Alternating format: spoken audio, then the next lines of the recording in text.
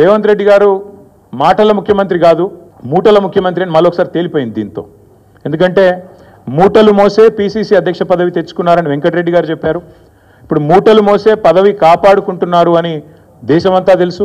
అట్లాగే మూటలతోనే ఆనాడు PCC office bearers దగ్గర కూడా డబ్బులు తీసుకొని మరి కాంగ్రెస్ పార్టీ ఒక పత్రికకు డబ్బులు అందించారని చెప్పి ఎన్ఫోర్స్మెంట్ డైరెక్టరేట్ కూడా చెప్తా ఉంది. ఓటుకు నోటు జరిగినప్పుడేమో రేవంత్ రెడ్డి గారు ఒక ఎమ్మెల్యే, కానీ ఈరోజు ఈ రాష్ట్రానికి ముఖ్యమంత్రి. కాబట్టి యావత్ దేశం పరువు, యావత్ దేశం ముందు తెలంగాణ పరువు ఇవాళ తీసి పరువు పోగొట్టి నిజంగా తెలంగాణ ముఖ్యమంత్రి అంటే ఇట్లాంటి వ్యక్తి అనే పరిస్థితి ఇవాళ కనబడతా ఉన్నది. గతంలో యడ్యూరప్ప గారు కర్ణాటక ముఖ్యమంత్రిగా ఉన్నారు. ఇది నేను చెప్పేది 2020వ సంవత్సరానికి సంబంధించిన అంశం.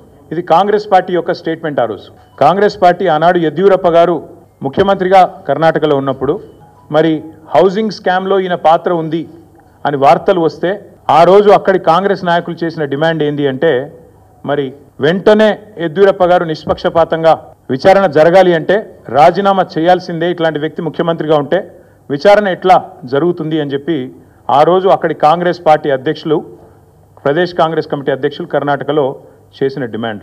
చాలా వాళ్ళు చెప్పిన మాట. The Karnataka Congress on Thursday demanded that Karnataka Chief Minister B.S. Yediyurappa either resign or be sacked to ensure a fair investigation against him in 2019 corruption case. ఇది కర్ణాటక కాంగ్రెస్ మాట, నా మాట కాదు.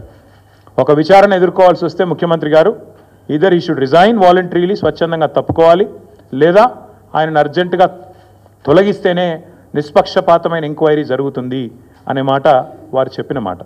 ఇవాళ మేమంటుంది కూడా అదే.